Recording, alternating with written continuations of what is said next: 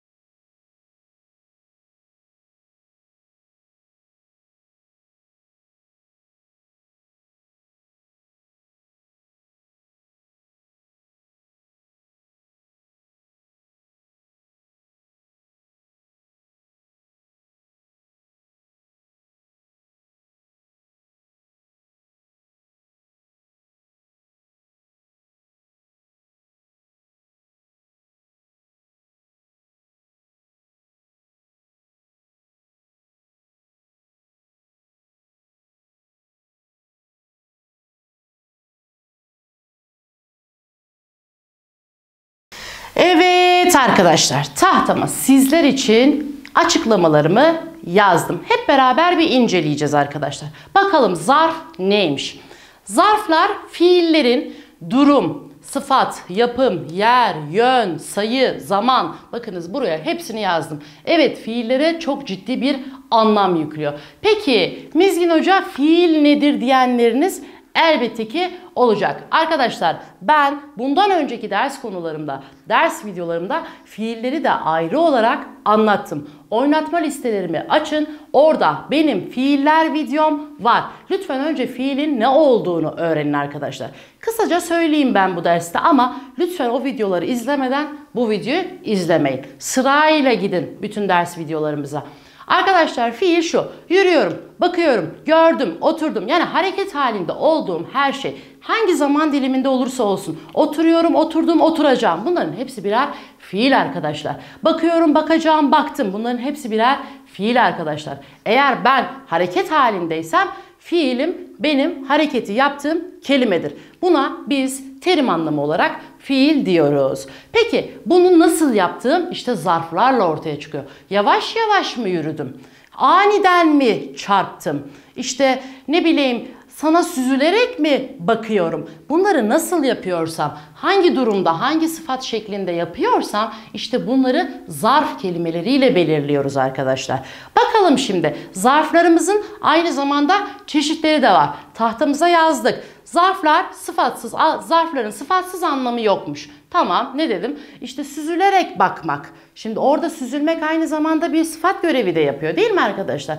Biz bunlara anlam yüklüyoruz. Yani cümlemizi artık büyütüyoruz. Ben baktımdan çıktım. Ben baktımı Mizgin Hoca'nın ilk videolarından öğrendim. Şimdi yeni videolarında ne yaptım? Ben süzülerek bakıyorum diyeceğim. Ben yavaş yavaş bakıyorum diyeceğim. Yani aslında cümlelerimi genişleteceğim, uzatacağım, büyüteceğim arkadaşlar. İşte bunlarla yapacağız biz bunları. Evet, sözcüklerle birlikte kullanılır. Tamam, aynı zamanda sıfat anlamlarını değiştirirler dedik. Bu da benim az önce yaptığım açıklamanın maddeleşmiş hali. Evet arkadaşlar, zarflarımızı 5'e ayırdım. Hep beraber inceleyelim. Hoker. Hoker zarftı. Burada Kürtçe zaten yazdım, görüyorsunuz. Hokerin ravşe. Ravş Kürtçe'de durum anlamına gelen kelimemiz. Durum zarfları. Birinci zarfım. Hokerin demi. Dem zaman demek. Hokeri de bu derste öğrendim. Nedir? Zaman zarfı.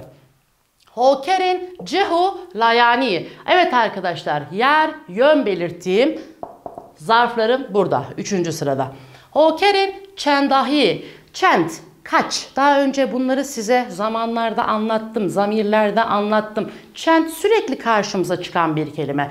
Arkadaşlar kaç anlamına gelir. Yani ben bir miktar, bir nicelik belirtiyorsam o cümlede ne yapıyorum? 5 kilo.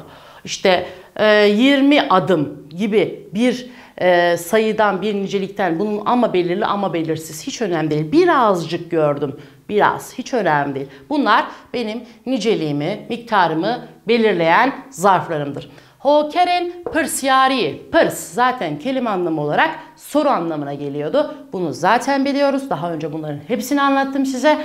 Yanına da hokeri koyduk. Ne oldu arkadaşlar? Soru zamirleri oldu. Toplamda 5 tane zarfım var. Peki ben size nasıl anlatacağım? Önce bu derste hokerin revşi yani birinci durum zarfımı sizlere anlatacağım. Şu tahtamın boş gördüğünüz yerine durum zarfının örneklerini ve açıklamalarını, cümlelerini yazacağım. Bu derste size onu anlatacağım. Bir sonraki videomda yine takipte olacaksınız. Ne yapacağım? Hokerin demeyi. Tabii yine bunları oynatma listesi şeklinde sizlere paylaşacağım. Yani her videomda bir tane zarf anlatacağım size. Bugün ilk zarfımızı işlemiş olacağız sizlerle. Şimdi ben yine tahtamın boş kalan kısmına sizler için birinci zarfımı yazıp örneklendireceğim. Sizler de benimle beraber yazıyorsunuz arkadaşlar. Hadi bakalım.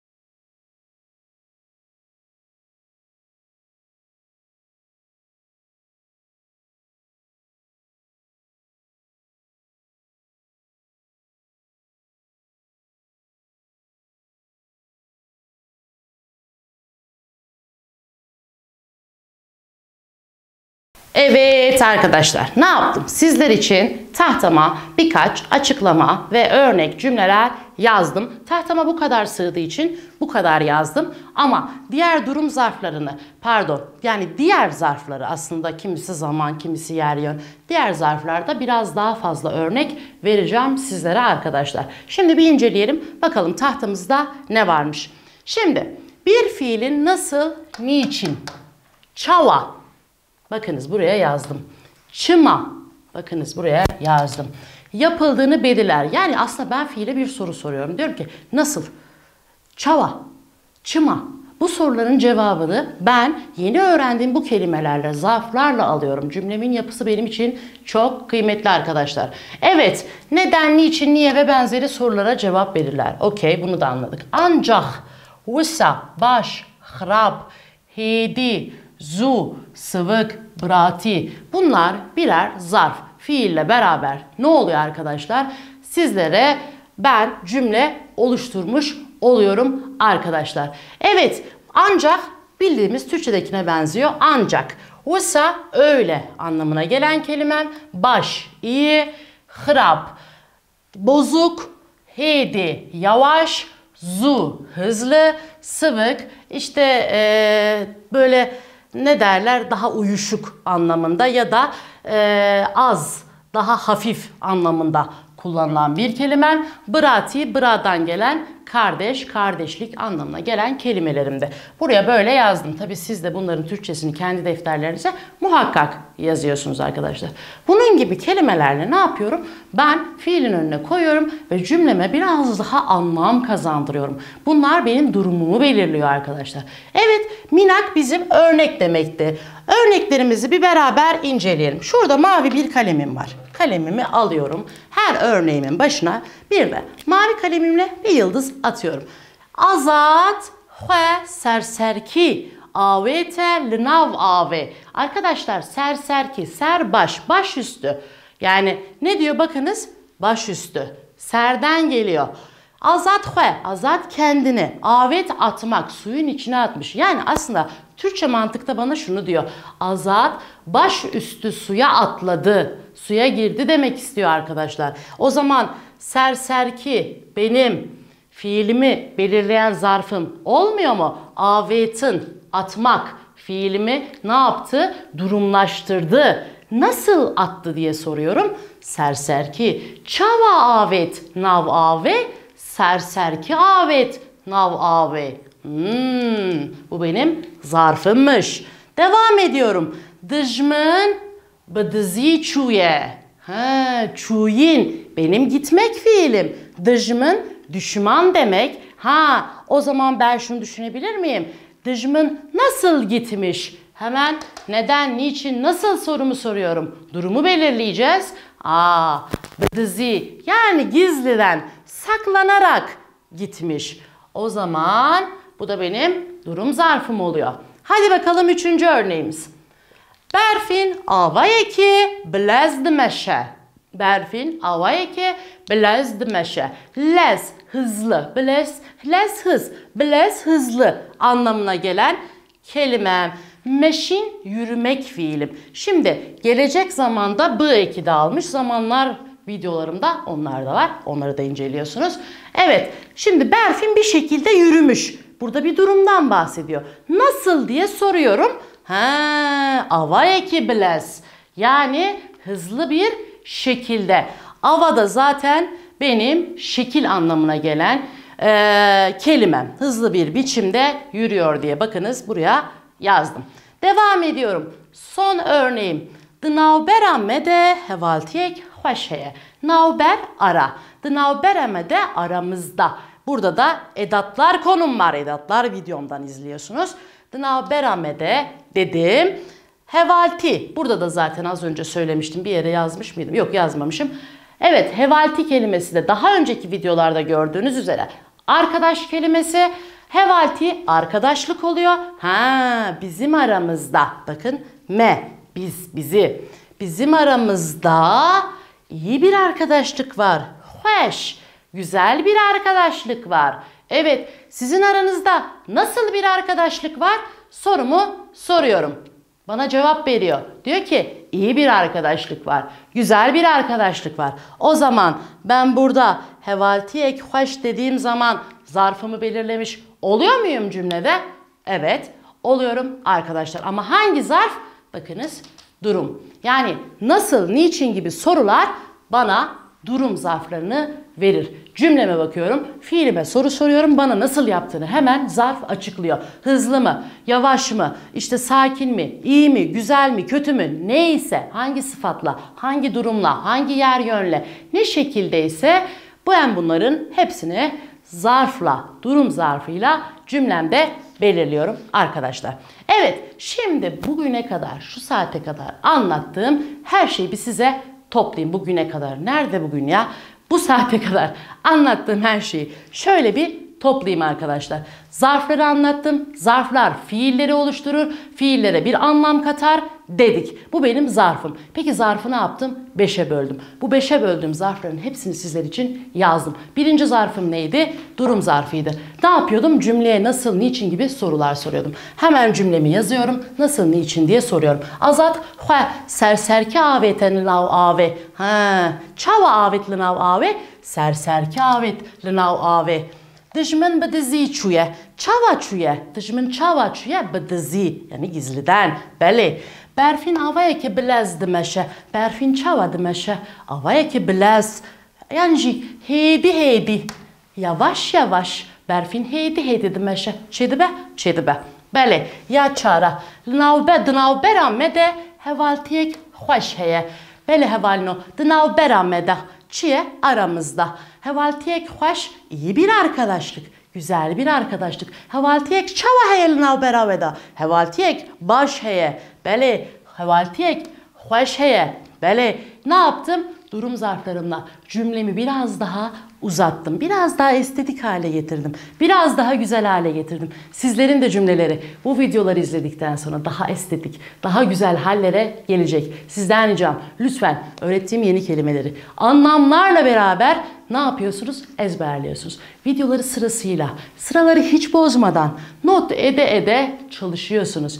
Benim konuştuklarımı siz de videoları durduruyorsunuz, tekrar ediyorsunuz. Videoları durduruyorsunuz, tekrar ediyorsunuz. Hadi bakalım o zaman Kürtçe konuşuyor muyuz, konuşamıyor muyuz? Hep beraber göreceğiz ki zaten yorumlarda görüyorum çok şükür. Hocam biz konuştuk, dua edenleriniz vesaire oluyor. Arkadaşlar son olarak size bu cümleleri araya hiç Türkçe konuşturmadan, araya hiç Türkçe kelime koymadan sizlere yavaş yavaş okuyacağım ve bağırarak okuyacağım. Sizler de benimle beraber bu cümleleri bu şekilde okuyacaksınız. Hadi bakalım. Azat xwe serserki avete linav ave. Azat xwe serserki avete linav ave. Beli. Dijmin bi dizî çûye. Dijmin bi dizî çûye. Berfin avayekî bilez dimeşe. Berfin avayekî bilez dimeşe. Di navbera me de hevaltiyek hoş heye. Di navbera me de hevaltiyek hoş heye. Evet arkadaşlar, bir dersin daha sizlerle beraber sonuna geldim. Umarım bu konuyu anlamışsınızdır. Anladıysanız hemen yorumlara anladım hocam deyin. Şurayı anlamadım diye soru sorun. Bana Instagram'dan mesaj atın. Zaten videonun sonunda yine tahtamı sizler için paylaşacağım.